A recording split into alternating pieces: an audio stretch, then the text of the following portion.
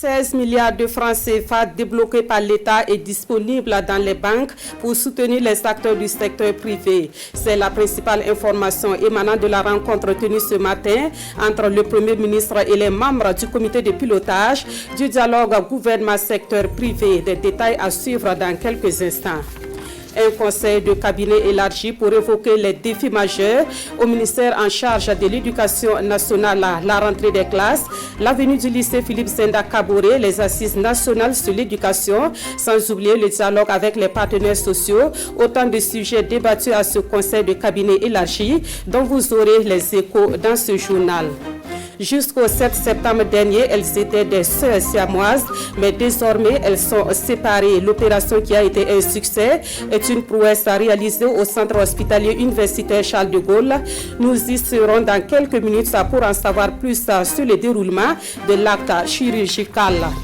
Actualité à l'international, les forces françaises disent avoir tué le chef du groupe État islamique dans le Grand Sahara. C'est le président français Emmanuel Macron qui en a fait l'annonce tout en saluant un succès majeur dans le combat contre les groupes terroristes au Sahel.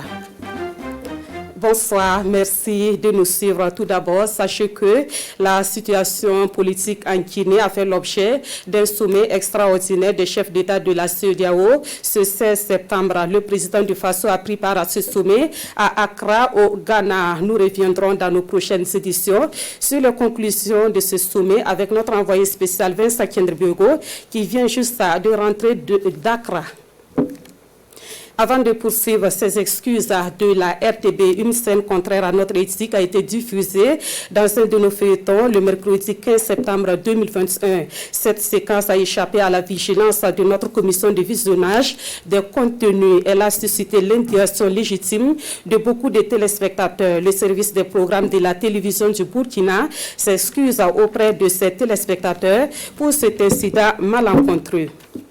Dans l'actualité ce soir, le comité de pilotage du dialogue gouvernement-secteur privé s'est réuni ce 16 septembre autour du Premier ministre. Il s'est agi d'évaluer le niveau d'exécution des recommandations et engagements de l'année 2020. Principale information, le gouvernement a tenu ses promesses en débloquant 16 milliards de francs CFA pour soutenir les commerçants burkinabés. Des détails avec Draman Guinée. La rencontre 2021 gouvernement-secteur privé se prépare ici autour du Premier ministre. C'est le comité de pilotage qui tient sa deuxième session et les dates du 1er et 2 octobre sont maintenues pour la rencontre de Bobo Dioulasso. À l'évaluation des engagements et recommandations de 2020, c'est le satisfecit. Nous avons réussi à faire donc des avancées significatives en matière de mise en œuvre des recommandations. Nous avons réussi à construire des nouvelles opportunités ensemble entre les acteurs publics et les acteurs privés pour mettre en œuvre donc, le programme de son excellence M. le Président du Faso.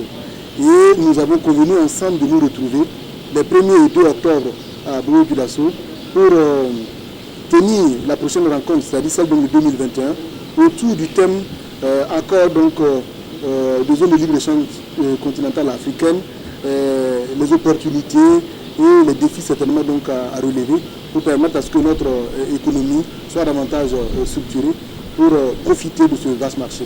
Le gouvernement de Burkina Faso a pris les dispositions auprès du secteur privé pour pouvoir nous soutenir.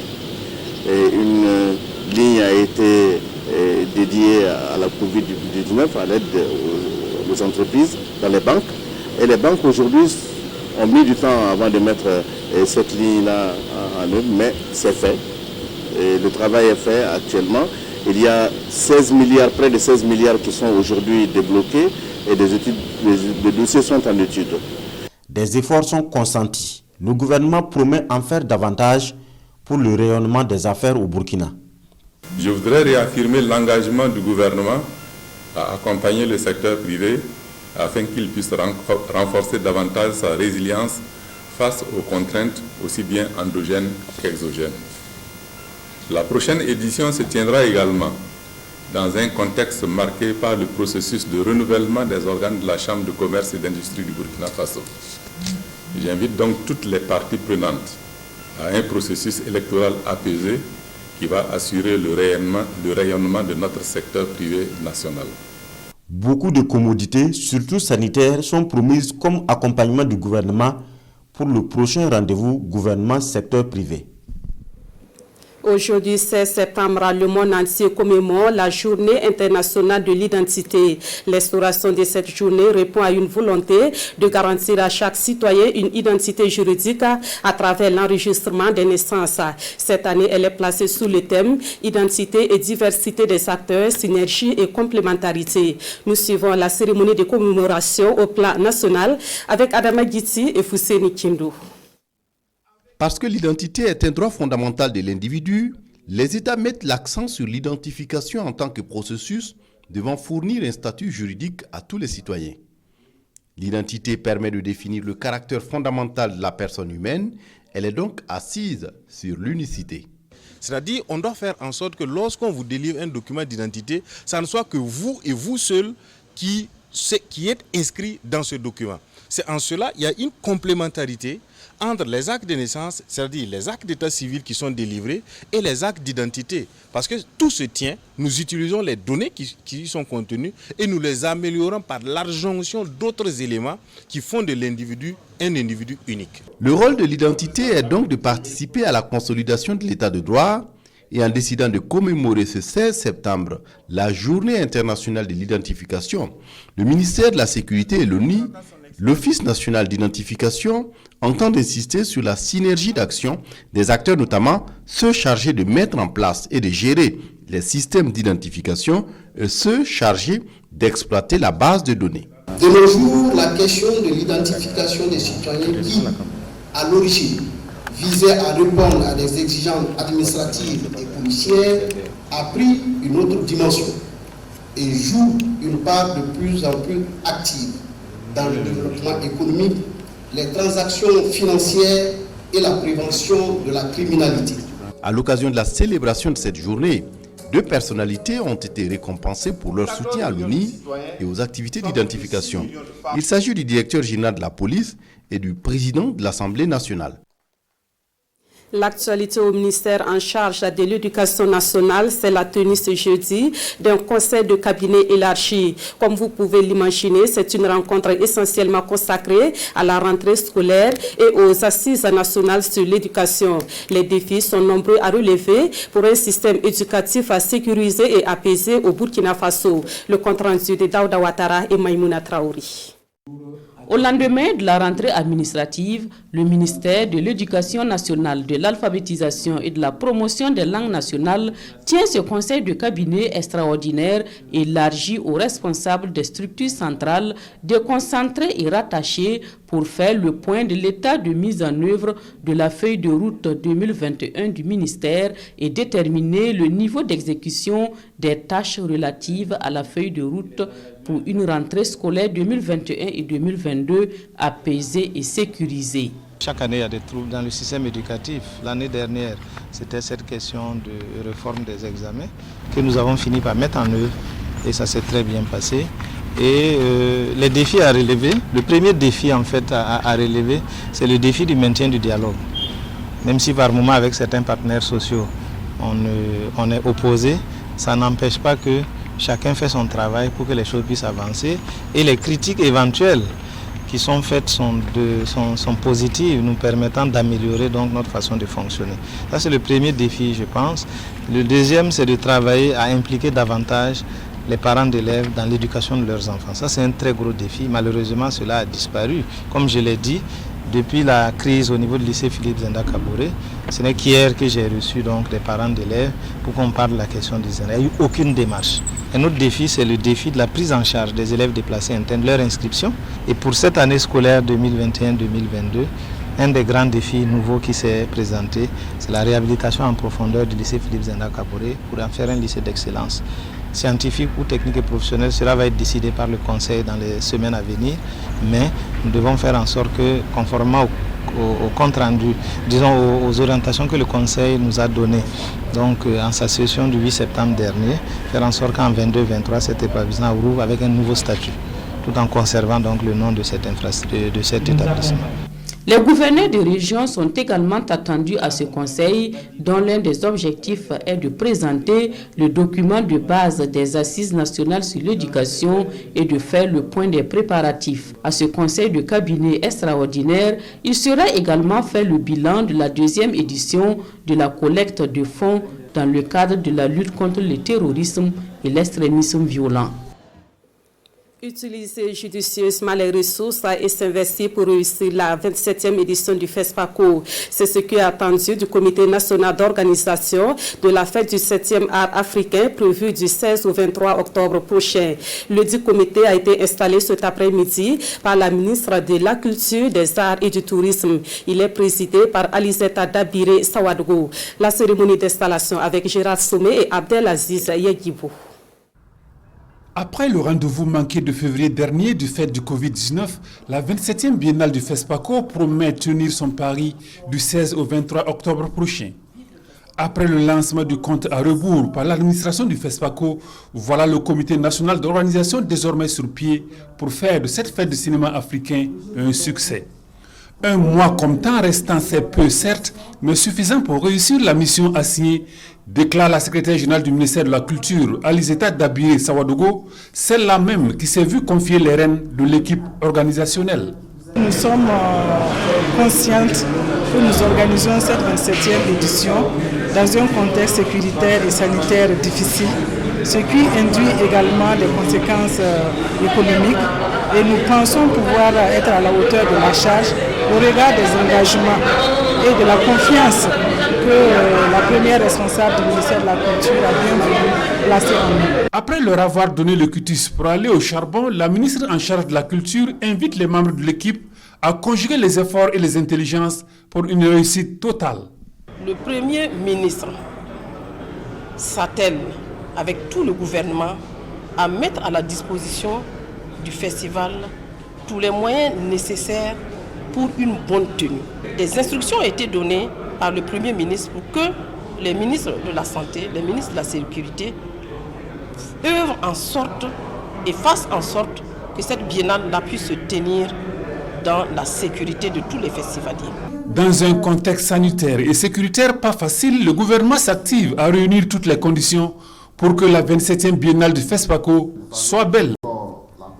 Nous avons demandé à tous les membres du comité d'organisation d'être responsables et d'avoir un sursaut patriotique en cette période difficile et d'utiliser toutes les ressources financières, tous les moyens techniques qui seront déployés non seulement par l'État, mais par nos partenaires techniques et financiers afin que nous puissions bénéficier d'un festival bien fait, mais à moindre coût. Aux cinéastes, festivaliers et autres acteurs du monde du cinéma, la ministre de la Culture lance un appel à la mobilisation pour relever le défi de cette fête du 7e art africain qui se déroulera du 16 au 23 octobre prochain sous le thème « Cinéma d'Afrique et diaspora, nouveaux regards, nouveaux défis ». La restructuration des zones non loties annoncée par le gouvernement est en phase de devenir une réalité. Aujourd'hui, il est question du financement de cette initiative du gouvernement et ce 16 septembre, il a été organisé une rencontre de haut niveau sur le sujet. Plus de 800 milliards de francs CFA sont nécessaires à la concrétisation de ce projet. L'ouverture des travaux avec Gérard Somé et Ahadi Sandamba. C'est une rencontre de haut niveau sur la restructuration des zones non loties au Burkina Faso. À travers cette rencontre, le gouvernement burkinabé suscite l'adhésion du secteur privé ainsi que des partenaires techniques et financiers pour la mise en œuvre du programme de résorption des zones d'habitat spontané. C'est un programme qui concerne les 13 chefs-lieux de région et la ville de Poutenga, avec un besoin de financement de plus de 880 milliards de francs CFA. Celui-là qui investit ne devrait pas faire un investissement à perte. Voilà pourquoi on parle de plus-value foncière, parce qu'il s'agit de faire un investissement dans un partenariat gagnant-gagnant. Et l'État gagnerait ici en logeant plus de Burkinabés dans des logements décents. Selon le ministère de l'Urbanisme, de l'Habitat et de la Ville, plus du quart de la population urbaine des localités concernées vit dans des zones non loties. Et à travers ce projet, le département de Benowende Sankara entend mettre un terme à la prolifération des habitats spontanés au Burkina Faso. C'est travailler à faire en sorte que les résidents, ceux qui sont déjà dans ces quartiers précaires, puissent y résider, avoir des droits définitifs, pouvoir avoir un habitat décent et préserver la dignité humaine. Et je crois que pour nous, c'est simplement faire en sorte qu'il n'y ait plus de non-lotis. Parce qu'en restructurant, c'est prendre aussi des mesures pour qu'il n'y ait plus de prolifération de quartiers précaires.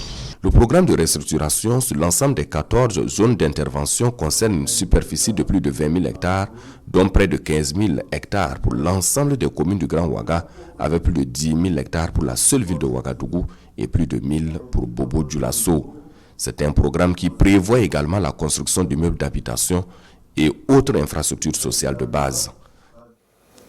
Autre titre de l'actualité avec cette nouvelle prouesse réalisée au centre hospitalier universitaire Charles de Gaulle, la structure de santé a encore réussi à séparer des bébés siamois. L'intervention chirurgicale a eu lieu le 7 septembre dernier, soit 10 mois après la naissance des sœurs siamoises. Les bébés se portent bien aujourd'hui selon le constat fait par Konsun Koulibaly et Ismaël Diloma Sirima. Aujourd'hui, elles arrivent chacune à se mouvoir indépendamment de l'autre. Il y a juste une semaine, elles ne faisaient qu'une. Assanatou et Ousenatou sont des sœurs siamoises. Nées le 5 novembre 2020 à Kombisiri, elles sont conduites au CHU pédiatrique Charles de Gaulle pour recevoir des soins. C'est finalement le 7 septembre 2021 qu'elles subissent une opération de séparation après 10 mois d'hospitalisation. Le temps de faire les bilans, le temps de discuter avec les collègues chirurgiens, le temps d'organiser cette intervention, parce que même là, c'est une grande équipe, il y a la réanimation qui intervient, il y a les chirurgiens qui interviennent. Donc le temps d'organiser tout ça, ça peut prendre plusieurs mois. Avant de procéder à l'opération chirurgicale pour séparer ses sœurs siamoises, il a fallu attendre qu'elles soient assez solides pour supporter les anesthésies. Il a fallu aussi que les spécialistes de l'imagerie médicale fassent des échographies et des scanners. Pour ces enfants, par exemple, nous avons vu qu'ils avaient des organes séparés, c'est-à-dire qu'ils avaient le thorax séparé, chacun avait un cœur, des deux poumons, les vaisseaux qui étaient bien disposés du point de vue du point de vue morphologie et du point de vue disposition des structures. Mais sur le plan intestinal, par exemple, il nous était difficile de dire est-ce que chacun avait son tube digestif au complet ou est-ce qu'ils avaient des tubes digestifs qui étaient accolés à un moment donné. Le scanner ne nous permettait pas de dire ça. Malgré ce flou, les chirurgiens, soutenus par les anesthésistes, ont pu mener à bien l'opération. La complication de l'intervention a été observée au niveau du foie des sœurs siamoises. La difficulté, c'était de séparer les deux foies. Heureusement, il y avait une suture à travers laquelle la dissection et la séparation a pu être faite.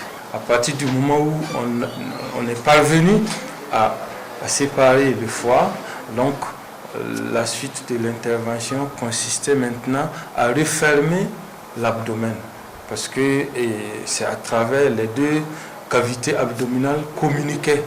Donc maintenant, il faut que chacun ait une cavité abdominale à part. Cette manœuvre s'est bien déroulée dans le cas de Assanatou et Ousenatou. Tout au long du processus, le service social du CHU pédiatrique Charles de Gaulle a soutenu les parents. Toujours dans le secteur de la santé, bientôt une infrastructure sanitaire dénommée Hôpital Sunita sera érigée dans la capitale burkinabé. D'un coût de réalisation d'environ 4 milliards de francs CFA, cet hôpital sera construit précisément à l'arrondissement 11 de Ouagadougou. C'est un projet porté par le mouvement Sunita et dont le lancement est intervenu le 13 septembre dernier. Gérard Sommet et Vincent Tchendrebego. C'est un projet en réflexion depuis plus de 5 ans qui voit le jour au sein de la communauté sunnite du Burkina. La réalisation d'une infrastructure sanitaire d'un peu plus de 2 hectares. Cet hôpital, estimé à plus de 4 milliards de francs CFA, va permettre aux populations d'avoir accès à des soins de qualité. La priorité est d'abord donnée à la gynéco-obstétrique pour permettre à nos sœurs, à nos épouses de pouvoir accoucher décemment. Mais il y aura aussi d'autres spécialités qui sont prévues, donc pour pouvoir couvrir, Inch'Allah, ou réduire un tant soit peu les besoins sanitaires de nos populations. C'est dans l'arrondissement 11 de la ville de Ouagadougou que sera érigé ce joyau. Selon le mouvement sunnite du Burkina, le retard des travaux est dû à une occupation anarchique, et ce depuis 1996. Une solution a été trouvée pour la bonne marche du projet. Il se trouve que sur le site, c'est occupé par des habitats spontanés, des gens qui sont en attente d'attribution de parcelles. Depuis 1996, vous avez écouté les bénéficiaires et qui n'avaient nulle part où aller jusqu'à maintenant.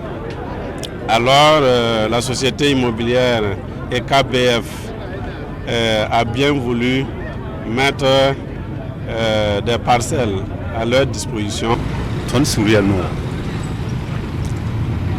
Ne zinga mira han son ton pa zinga ara zulu rencontre le mois ça ton sur no. Ce sont au total 117 ménages touchés par le projet qui bénéficient de parcelles viabilisées de la société immobilière en charge des travaux.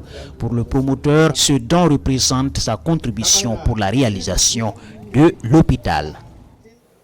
Découvrons à présent cette innovation dans le milieu des assurances au Burkina Faso. Cette innovation, c'est le produit Maxi Autoprotection, une trouvaille de la Générale des assurances. Ce nouveau produit a pour particularité de gérer les pannes et en cas de perte totale du véhicule, d'indemniser les clients en seulement 24 heures. Il a été lancé le 14 septembre dernier à Ouagadougou. Présentation avec Rasmani Sundi et Maïmouna Traouri. Les responsables de la Générale des assurances présentent ici le nouveau produit, Maxi Autoprotection. Cette offre est une première dans le paysage des assurances au Burkina Faso, selon l'assureur. Maxi Autoprotection offre de nouvelles garanties comme zéro franchise, la perte totale, l'aide au constat ou encore la continuité du trajet. Si par exemple d'entre vous quittez de Saba pour aller à Gougan, et que au niveau de l'échangeur de l'Est, vous avez une panne ou un accident, qu'est-ce qu'on fait? On dépêche sur le lieu un taxi qui va déjà vous convoyer à votre lieu de destination, et ensuite tous ceux qui sont là pour le constat, ils vont, l'agent constateur ou le facilitateur va vous aider à remplir les différents documents. Selon les premiers responsables de la structure, cette offre a été pensée pour venir en aide aux clients déjà confrontés à la cherté de la vie. La vision de la Générale des assurances, c'est d'offrir les couvertures les mieux adaptées aux besoins des populations. Donc, pour pouvoir concevoir ce produit-là, nous avons été à l'écoute du marché et nous avons compris que les besoins des automobilistes, donc des propriétaires de véhicules, ne sont pas uniquement liés aux accidents. Donc les gens ont des besoins qui vont au-delà de ça, notamment les pannes. Maxi Autoprotection est valable dans les villes de Ouagadougou et de Bobo-Dioulasso et les périphéries des dites villes, sur un rayon de 50 km et sur l'axe Ouagadougou-Bobo-Dioulasso. La Générale des assurances compte bientôt élargir cette offre sur toute l'étendue du territoire national. Dans l'actualité également, la Caisse autonome de retraite des fonctionnaires remet des bourses scolaires aux orphelins des agents publics de l'État. La CARFO sacrifie ainsi à la tradition et cette année, ce sont au total 750 enfants qui reçoivent chacun la somme de 100 000 francs CFA comme frais de scolarité. La cérémonie de remise des bourses s'est déroulée ce matin dans les locaux de la CARFO, Nongbakuda et Olopoda. Des vivres et des bourses scolaires au profit des orphelins des agents publics de l'État décédés, la Caisse autonome de retraite des fonctionnaires renouvelle ainsi son action de solidarité en faveur de ces enfants en situation de vulnérabilité. Cette année encore, ce sont 750 enfants qui reçoivent chacun une carte sécurisée et une somme de 100 000 francs CFA pour la prise en charge de leur scolarité. De quoi leur donner le sourire et l'espoir de poursuivre les études dans la sérénité. Quand on me donne la bourse là, je dois être plus meilleur à l'école, faire partie des plus meilleurs. Comme cela, quand je vais être meilleur, ça les encourage plus à m'accompagner devant et à aller faire ma médecine comme j'aimerais le faire dans ma vie. Environ une dizaine d'institutions financières accompagnent la Carrefour dans la mobilisation des ressources nécessaires pour permettre à ses enfants de mieux affronter la rentrée scolaire 2021-2022. L'épouse du Premier ministre, marraine de cette 14e édition, offre 10 bourses supplémentaires pour exprimer son soutien à la cause des orphelins, mais surtout encourager la Carrefour dans sa dynamique de bâtir la solidarité entre les générations. Bâtir une solidarité agissante entre les générations. C'est la traduction concrète de ce slogan qui, pour nous oblige à donc tisser ce filet de solidarité autour de nos assurés. Depuis que nous avons commencé à ce jour, nous avons dans notre base de données 4453 enfants touchés, ce qui n'est pas rien. Et également, nous faisons le suivi des enfants. Nous avons aussi des enfants qui ont pu aujourd'hui s'insérer dans le monde du travail. De 100 bourses octroyées en 2008, le nombre de boursiers passe aujourd'hui à 750. Et le budget alloué à cet élan de solidarité durant ces 14 années se chiffre à plus de 443 millions de francs CFA. 100% d'admis au certificat d'études primaires et à l'entrée en 6e lors de la session 2021 à l'école Saint-Alain de Waïouia. Au nombre des récompenses pour les élèves, une sortie pédagogique à la ferme du Lalé Naba Tigré, située à Dapelgo dans le plateau central. Sur place, les élèves ont visité des réalisations dans les domaines agricoles et de l'élevage, de quoi susciter déjà des vocations. Césaire Carrefour et Dramandatia. Le Larlé Naba Tigré ouvre ses portes aux élèves de la 2e promotion de la classe de CM2 de l'école Saint-Alain de Waïouia. 65 élèves, tous admis au CEP et à l'entrée en 6e session de 2021. Défi relevé par les élèves, la sœur directrice tient aussi sa promesse. Nous leur avons promis que s'ils réussissent tous au CEP, en tout cas, nous aurons l'occasion de découvrir le Larlé Naba et ce qui a été. À travers nos découvertes, c'est un autre. Puisqu'à la télé, c'est un Naba comme les autres, mais avec ce que nous venons de découvrir, en tout cas, une personne qui est là pour la construction du pays. Pour cette excursion à la visée pédagogique, le parrain leur explique sa vision du développement et ses projets. Élevage de volailles, de petits et gros ruminants. La pisciculture et les nouvelles techniques agricoles. Du Mougbine et ses vertus, il en parle à ses filleuls, visiblement admiratifs. J'ai vu du piment sous serre, du Mougbine sous serre et des melons sous serre. Je compte être comme de Lalé Naba parce que je veux contribuer au développement du Burkina Faso. Il y a déjà des enfants qui disent qu'ils veulent venir rester ici toute l'année. Et leurs enseignants leur ont dit, mais et l'école? Ils disent que non, qu'il faudrait que l'école vienne les trouver ici. Alors donc vraiment, c'est pour dire que les enfants ont des ambitions que quelquefois on ne le sait pas. Il faut une opportunité, il faut une occasion pour qu'ils puissent l'exprimer. Cette visite suscite déjà des vocations pour ses élèves. En attendant, le Larlé Naba et ses notables les exhortent à la culture de l'excellence et à toujours penser communauté et solidarité. Vous êtes étudiant des universités et des grandes écoles. Voici une compétition à laquelle vous êtes invité à participer. Il s'agit de Huawei Compétition Burkina qui se tient pour la première fois et dont le lancement est intervenu le 14 septembre dernier ici à Ouagadougou. Objectif de cette compétition, encourager et développer des talents dans le domaine des TIC. Plus de précisions avec Gérard Sommet et Vincent Tchendrebugo. Le géant chinois de la technologie lance la première édition de Huawei ICT Competition Burkina Faso 2021. Huawei ICT Competition Burkina Faso est une initiative pour développer les technologies de l'information et de la communication, les talents dans les industries des TIC et pour cultiver l'excellence dans le domaine du numérique. C'est un concours ouvert aux étudiants des universités et des grandes écoles du Burkina Faso et se déroule en plusieurs étapes. Cette Huawei ACT compétition, tout d'abord, il y a en principe 3 phases. Première phase, on encourage à demander les étudiants s'inscrire sur notre site. Et une fois l'inscription a fait, ils auraient la possibilité d'apprendre les cours en ligne. Huawei ICT Competition Burkina Faso est rendu possible grâce à la collaboration entre Huawei Technologies et le ministère de l'économie numérique, des postes et de la transformation digitale. Et selon la chef du département de l'économie numérique, cette initiative est aussi un tremplin pour les compétences nationales. Cette compétition a l'avantage de renforcer et de stimuler l'innovation chez les jeunes. Et au niveau national, cela a l'avantage de renforcer les initiatives du gouvernement en matière de formation et de détection et de renforcement des talents. À l'issue de cette compétition, 30 étudiants seront sélectionnés pour participer à un concours sous-régional.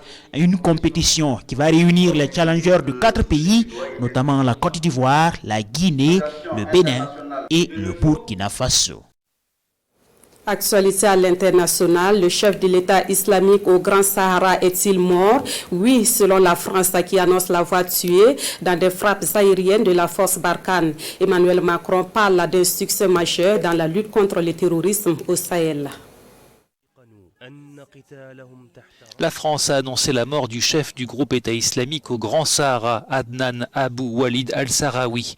Il a été tué lors d'une frappe aérienne de la force Barkhane, la mission française engagée depuis 8 ans au Sahel pour combattre les groupes djihadistes. Sur Twitter, le président français Emmanuel Macron a salué un succès majeur dans le combat contre les groupes terroristes dans la région. Ancien membre du Front Polisario, puis de la mouvance djihadiste Al-Qaïda au Maghreb islamique, Adnan Abou Walid al-Sahraoui avait créé en 2015 le groupe État islamique au Grand Sahara, qui a revendiqué ces dernières années de nombreuses attaques contre des civils et militaires dans la région dite des 3 frontières, une vaste zone à cheval sur le Mali, le Niger et le Burkina Faso. Paris l'accuse également d'avoir ordonné l'assassinat il y a 1 an de 6 humanitaires français et de leurs chauffeurs nigériens. Retour au Burkina Faso pour clore ce journal avec quelques sonorités musicales. 2 ans après, l'artiste musicienne Amity Meria signe son retour sur la scène musicale. Son nouvel album baptisé Yankao comprend 10 titres et aborde des thématiques d'actualité telles que la paix et la cohésion sociale. Nous suivons la cérémonie de dédicace dans ce compte rendu de Daouda Ouattara et Draman Guéné.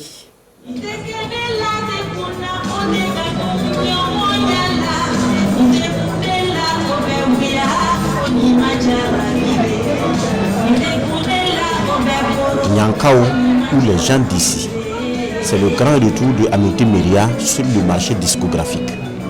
Un nouvel album de 10 titres dédié à la jeunesse. Il aborde les thèmes relatifs à la cohésion sociale, à la fraternité et à la paix. À travers Nyankao, Amity Meria appelle les uns et les autres au travail. Qui dit travail dit courage, qui rend hommage à toutes nos couches socio-professionnelles. C'est vrai que nous avons écouté des bouts de chansons, sinon nous avons parlé des cultivateurs, des éleveurs, des médecins, des forces de défense et de sécurité, des musiciens, parce que beaucoup considèrent que la musique n'est pas un travail, mais c'est un grand travail. Ce 8e album, majoritairement chanté en Gula, marque le lancement de ses 30 ans de carrière. C'est l'album des 30 ans parce que le lancement de cet album marque également le lancement de mon 30e anniversaire de musique. Et donc c'est juste l'album des 30 ans. Nous nous sommes donné le temps de vraiment travailler artistiquement. Nous nous sommes donné le temps de mettre chaque son à sa place. Et je crois que c'est un album qui peut s'écouter, mais toujours est-il que c'est le public qui est juge. La cérémonie de sortie officielle de l'album Nyankao a connu la participation de plusieurs artistes ainsi que des fans venus soutenir leurs artistes.